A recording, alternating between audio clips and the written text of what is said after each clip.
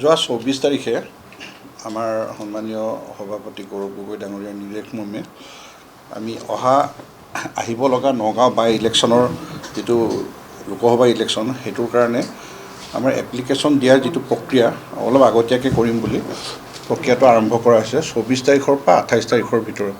আৰু এই ২৮ তাৰিখৰ ভিতৰতে ফৰ্ম ছাবমিশ্যনো লাষ্ট ডেট আমাৰ কৰা হৈছিলে। বৰ্তমানে যোৱা আমি ২৪ তাৰিখৰ ইভিনিঙৰ পৰা গধূলিৰ পৰা আমি ফৰ্ম দিয়া আমি আৰম্ভ কৰিছিলোঁ।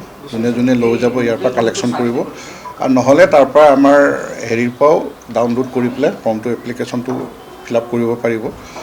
সেই অনুসৰি এতিয়ালৈকে বৰ্তমানলৈকে আজি ২৬ তাৰিখ আজিলৈকে এজনে লৈ গৈছে ৰঞ্জিত বৰ্মন বুলি এজনে, আৰু বাকী মই যিটো শুনি পাইছোঁ প্ৰায় ডাউনলোড কৰি থৈছে। ২৮ তাৰিখৰ ভিতৰত তেখেতলোকে ইয়াত এপ্লিকেশ্যন ছাবমিট কৰিবলৈ আহিব। ৰঞ্জিত বৰ্মন নগাঁৱৰ নহয়, তেখেতে এড্ৰেছটো আমাৰ দিছে গুৱাহাটীৰ।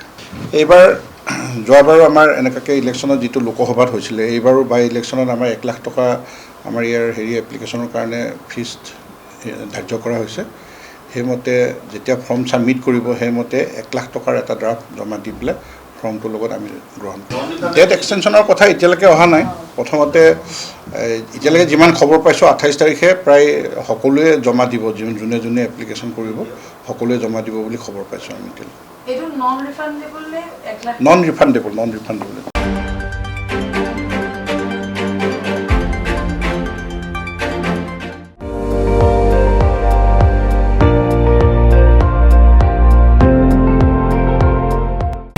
আপুনি চাই আছে ND24, সৰ্বশ্ৰেষ্ঠ নহয় সৰ্বোত্তমৰ দৌৰ।